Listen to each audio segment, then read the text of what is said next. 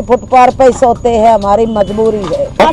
हमारा तो कोई विकास लेकर नहीं चलती सरकार। भगवान अगले जन्म में तो हमें ये जन्म ना दे।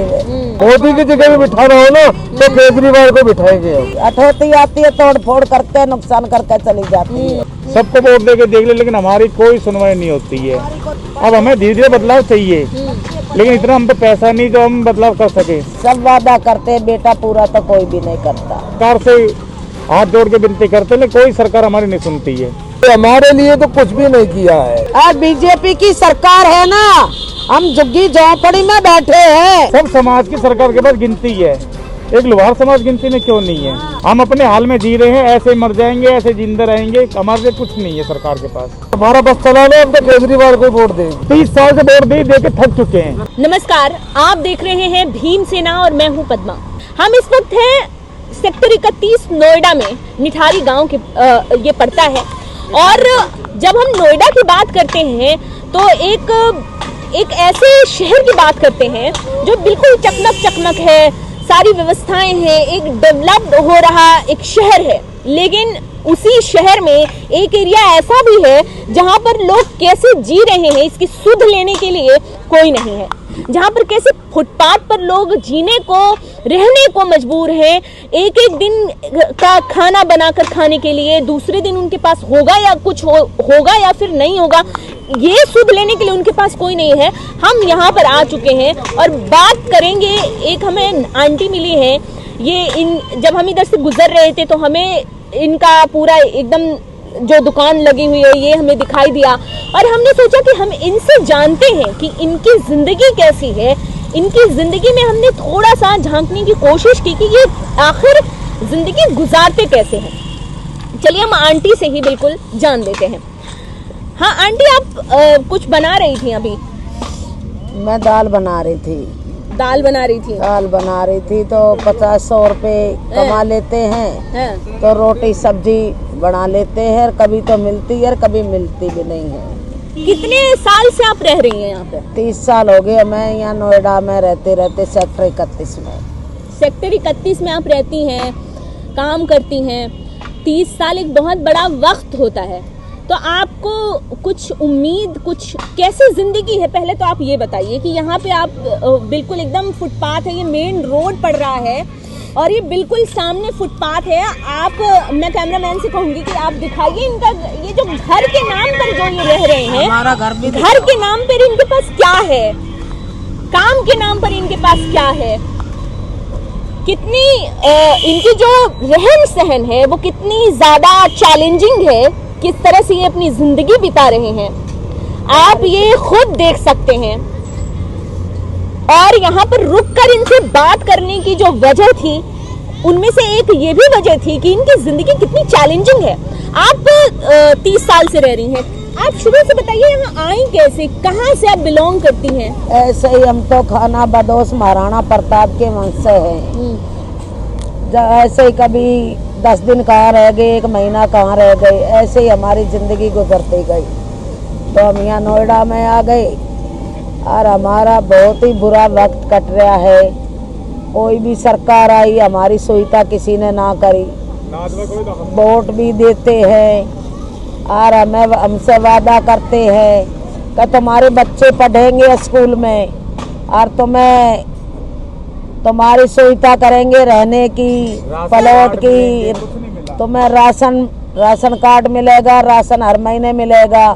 हमारे तक कितनी भी सरकार आई और हमारे वोटों से दिल से लगाते वोटिंग देते हैं और जीत जाते, फिर हमें कोई भी नहीं पूछता है। अठौती आती है, तोड़ फोड़ करके नुकसान करके चली जाती है। फिर भी फुटपाथ पे सोते हैं, हमारी मजबूरी है। 30 साल से आंटी आप रह रही हैं, आपने कभी ये किसी से कहा कि हमें घर दे दो, प्लॉट दे दो, या कहाँ रहेंगे? प्लॉट घर मांगते हैं, जिसकी सरकार आती है और वोट की कहते हम वोट डालते हैं और हमसे वादा करते हैं कि तुम्हें है ना प्लॉट देंगे, कि तुम्हें बने बनाए मकान देंगे, तुम्हें वो मीटर लगवा देंगे, तुम्हारा टंकी लगवा देंगे। सब वादा करते हैं बेटा, पूरा तो कोई भी नहीं करता। कैसे जिंदगी गुजरती है? अब 30 साल कह रही हैं, 30 सालों में कितनी ठंड पड़ी होगी, कितनी बारिश पड़ी होगी। बारिश में, ठंड में, और जैसे टाइम गुजारते हैं वो हमें ही पता है, हमारी मजबूरी है। गर्मियों अब का तो त्योहार है। सोचते हैं कि भगवान अगले जन्म में तो हमें ये जन्म ना देवे। बहुत परेशान है।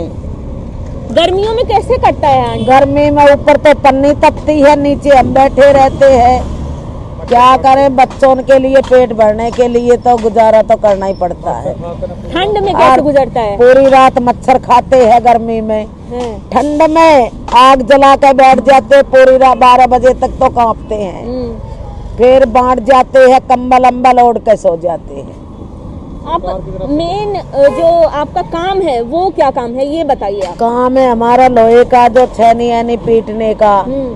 सारे दिन में 100-200 रुपए की छेनी पीटते हैं, चाय बन जाती है, रोटी दाल बन जाती है। ऐसे तो आप गुजारा कह रहे हैं करते 100-200 कमा लेते हैं दिन का, या जो भी है। महंगाई इतनी ज्यादा बढ़ी हुई है, महंगाई 100-200 इतनी- में तो सरसों का तेल भी नहीं आएगा। नहीं आता, क्या करे, बांट जाते। लॉकडाउन लग रहा था तो सरकार ने हमारी मदद करी, आटा दाल सब्जी हमें बांटते थे। तो हमारे बुरे दिन ये चले गए। बहुत परेशान थे। तो आपने किसी से कहा नहीं कि इतनी परेशानी है? कुछ सुनता है परेशानी यहाँ? कोई देख जाता है? सुनता नहीं है कोई भी, और हम बतेरी कहते हैं। कोई देख जाता है? देख कोई जाते प्रतिक्रिया हैं। है? सरकार का कोई नेता आया है? नेता सरकार नेते आते हैं, सब आते हैं हमारे पास। तो सुनते नहीं है, बताते नहीं है किसी को? बताते नहीं है, हम तो बताते हैं। कोई हमारी पूरी बात नहीं करते, पूरी नहीं करते। अच्छा, टीवी वाले, मीडिया वाले आते हैं? टीवी वाले, वीडियो वाले भी आ जाते हैं, कभी कभी भाषण लेकर चले जाते हैं। कोई सरकार के तरफ से, हमारी तरफ से कोई बोलता ही नहीं है, कोई कहता ही नहीं है, तो हमारी सुनवाई करे। अच्छा, आप बोल रही हैं आप 30 साल से यहाँ रह रही हैं, वोट देती हैं?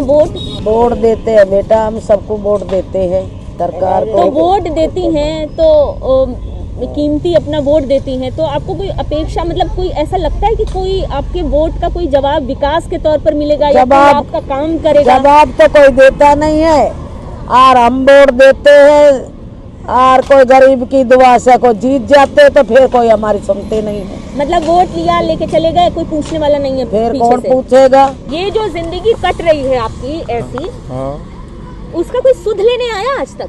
कोई नहीं आया, कोई नहीं आया।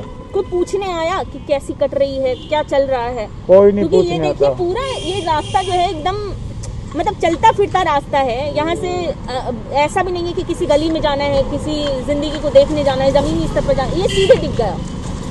सब देखते हैं, अपने काम के लिए, वोटिंग के लिए आते हैं, और सबको हमने वोट दे के देख लिया। कोई बीजेपी हमारे लिए कुछ नहीं करती, कांग्रेस कुछ नहीं करती है, समाजवादी, सपा, सबको वोट दे के देख ले, लेकिन हमारी कोई सुनवाई नहीं होती है। तो आपको क्या लगता है कि कौन आपके लिए कुछ कर सकता है? आप जितने भी लोग यहाँ रह रहे हैं इस हालत में, यहाँ वहाँ से लेके यहाँ तक पूरी एकदम ऐसी ही झोपड़ी दिख रही है, प्लास्टिक वाली, पन्नी वाली। प्लास्टिक वाली पन्नी और झोपड़ी हमारी मजबूरी है, क्या करें। मकान मांग के देख लिया, प्लॉट मांग के देख लिया, सब काम हमने करके देख लिया, कोई सुनवाई हमारी नहीं होती। अभी वोटिंग के चक्कर में सब बोलते करेंगे करेंगे, कोई नहीं करेगा। 30 साल से हमारे साथ ये खेल हो रहा है, लेकिन इस साल हम किसी को वोट नहीं देंगे, किसी को वोट नहीं किसी को नहीं देंगे। जो एक बीजेपी की सरकार है, या फिर जो सरकार चल रही है, हाँ। एक योजना चलाई हुई है, आवास योजना, तो उससे कोई फायदा नहीं हुआ? आवास योजना चलाई, लेकिन हमारे पास क्या है? ऊपर से योगी जी है, और जो वो हमें देखते हो या सुनते हो हमारी, तो दुनिया में घूम रहे, गाजियाबाद में कल आए, हमसे क्यों नहीं मिलते आके?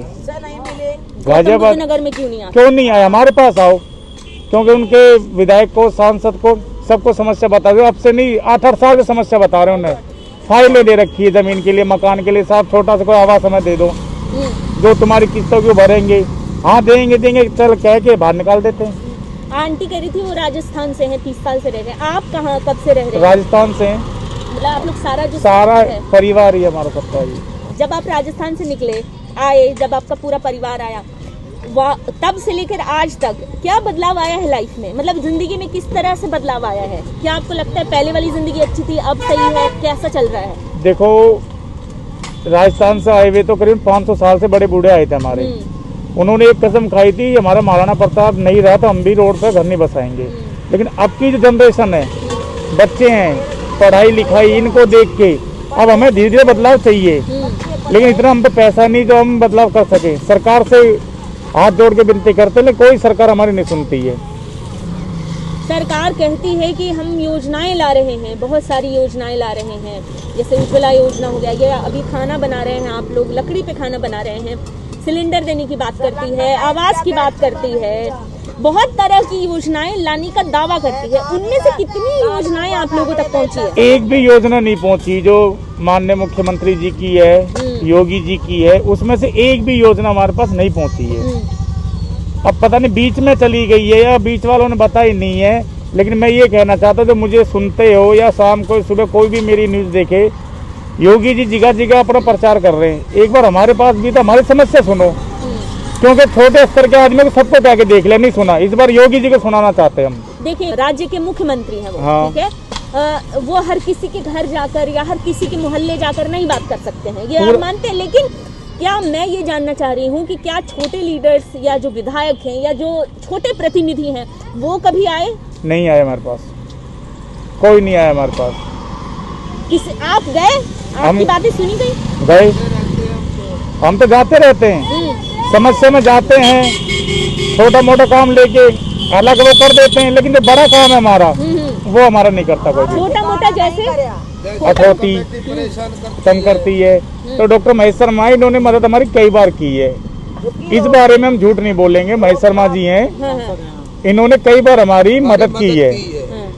जो बात है वो हकीकत है, उनकी वजह से हम यहाँ रुके पड़े हैं। आप कह रहे हैं कुछ? महेश शर्मा जी है, ये हमारे बहुत ही हमारा ध्यान रखते हैं, और जैसे कोई परेशानी आ जाती है तो हमारी परेशानी भी हल करते हैं। बाकी कोई नेता ने हमारी कोई परेशानी हल नहीं की है, ना कोई हमारी कोई सुनवाई की है। अच्छा, कभी ऐसा हुआ है काका कि बिल्कुल एकदम आपका बस्ती हटा दिया, दुकान हटा दिया? क्योंकि रोज रोज का ये होगा कि दुकान लगाया, दुकान रखा, कभी ऐसा हुआ है कि एकदम लाफ साफ कर दिया, एकदम सफाई कर दिया, हटा दिया? कितनी बार भी हुआ। फिर महेश शर्मा जी के पास गए थे हम, तो उन्होंने हमारा बसाने की कहीं के छत पे नहीं है कुछ भी, ये कहाँ जाएंगे, कहाँ रहेंगे, क्या बच्चे इनको खिलाएंगे, इसलिए पूरे वापस ही हम यहाँ बच जाते हैं। अच्छा, और कोई जाने की कोई जगह नहीं है। हाँ, ये लोहे का ही काम करते हैं हम भी। सरकार से क्या उम्मीद रखते हैं? सरकार से यही उम्मीद करते हैं कि ये बीजेपी की सरकार है और सब मोहम्मद से सरकार है, ये हमारे लिए तो कुछ भी नहीं किया है। नहीं तो सरकार कह रही है कि हम सबका साथ, सबका विकास लेके चलते हैं, सबका विश्वास लेके चलते हैं। हमारा तो कोई विकास लेकर नहीं चलती सरकार। क्यों? हमारा विकास, हमें 30 साल हो गए यहाँ पर रहते हैं, कोई हमें मकान नहीं दिया, जगह नहीं दी, ना हमारा कोई जीरो बैलेंस वाला मीटर लग गया है बिजली का। गर्मी में बच्चे बहुत परेशान होते हैं, क्या करें? अच्छा, लाइट की व्यवस्था कैसे है यहाँ पे? यहाँ तो वैसे बैटरी से लगा रखी है बच्चों ने, बिजली का कोई व्यवस्था नहीं। तो योगी सरकार दावा करती है कि हमने सबको बिजली एकदम 24-24 घंटा दी हुई है। तो आप लोगों की क्या व्यवस्था है? हमें तो कोई नहीं दी है, कोई मीटर नहीं लगा, कोई बिजली वाले को नहीं क्या कि इनकी तार लगा दो, हमारी कोई व्यवस्था नहीं किया है। तो कैसे जिंदगी गुजर रही है? अब ऐसे गुजर रही है, बिजली के परेशान रहते, पूरी पूरी रात जागते, मच्छर खाते हैं, क्या करें? एक योजना का नाम बताइए, कोई एक योजना जिससे आपको लाभ मिला हो। हमें ऐसी कोई योजना नहीं आई जो हमें लाभ मिला हो। हम कह रहे सरकार गैस चूल्हा दे रही है, चूल्हा दे रही है, हम लकड़ी में खाना बनाते हैं रोज का। हमारी भी कुछ मांग पूरी कर दे वह सरकार। लगातार आंटी जो है यहाँ पे जो लोग रह रहे हैं वो मांग कर रहे हैं कि कोई तो उनकी सुने, कोई तो उनके लिए कुछ करे। अच्छा, 30 साल से आप यहाँ रह रही हैं, 30 साल में तो कई सरकारें बदल गई। कई सरकार के टाइम पे क्या हाल था? हाँ, बहुत बुरा हाल था हमारा। और बीजेपी की सरकार है ना, हम झुग्गी झोंपड़ी में बैठे हैं, और बहन जी की सरकारी का उठा पटक चलो, चलो भगो, बहन जी आ गई। तो यहाँ पे आप देख सकते हैं कि मिली जुली राय है, लेकिन इनकी जो जिंदगी है उसको आप बिल्कुल समझ सकते हैं इन तस्वीरों से। लोहार समाज है नोएडा में, काफी जगह है, सब समाज की सरकार के पास गिनती है। एक लोहार समाज गिनती में क्यों नहीं है?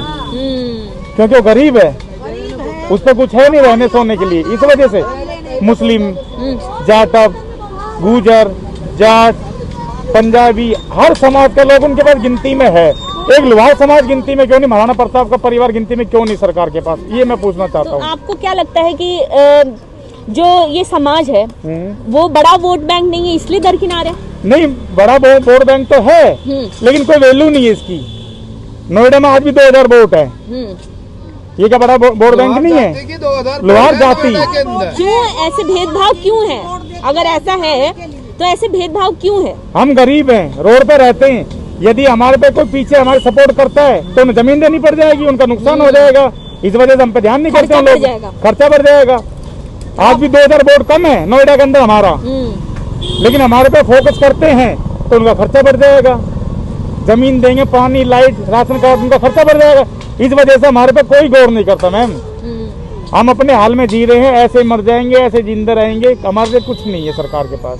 वोट बैंक होने के बाद भी, वोट बैंक आप बताइए। हाँ, ये बताना है हमारे लिए किसी सरकार ने कुछ नहीं किया है। हम आए समय पर परेशान होते हैं, कमेटी हमें परेशान करती है। ऐसा हमारा कोई नौकरी पेशा नहीं है, वोट दे देते फिर हमें कोई पूछता नहीं है। यही परेशानी है, गर्मी सर्दी का सामना करना पड़ता है।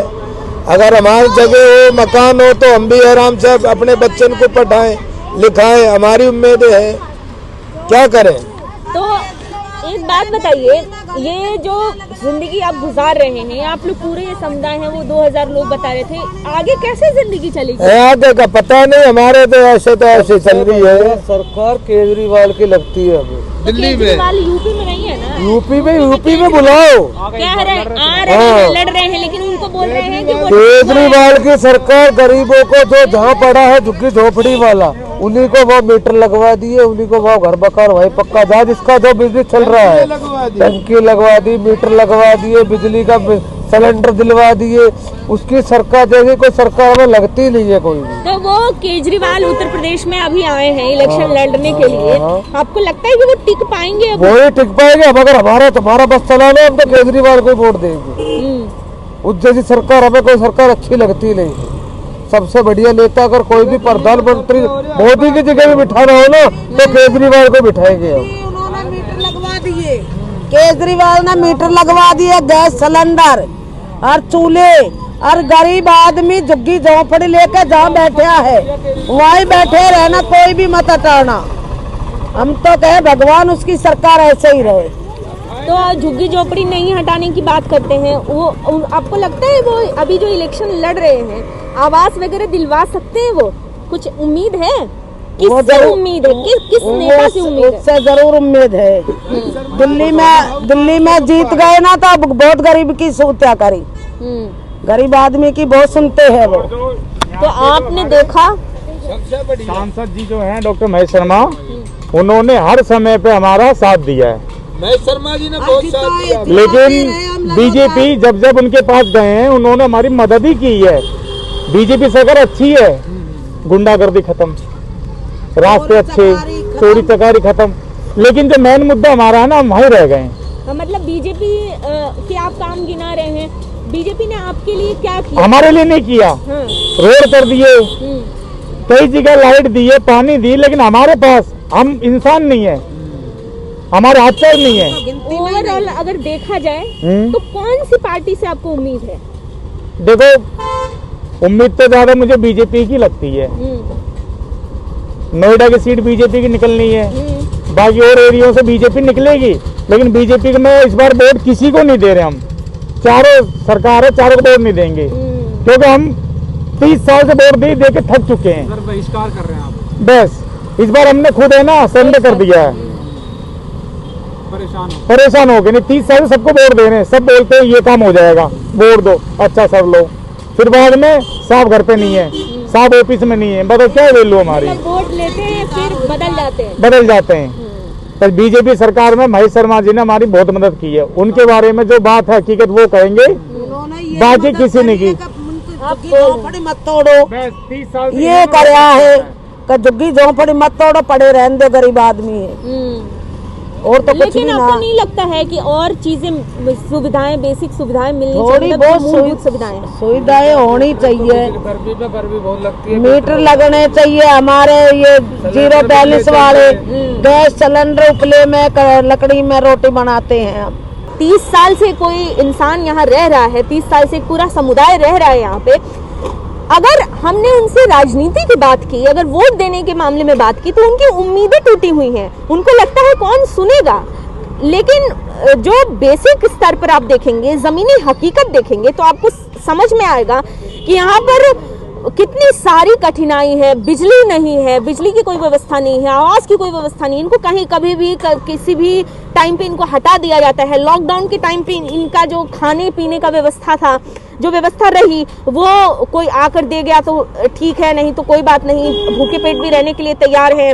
कंबल की कोई आकर दे दिया तो ठीक है, नहीं तो कोई बात नहीं। एकदम जो परिस्थिति है वो आप देख सकते हैं कि रहने लायक नहीं है।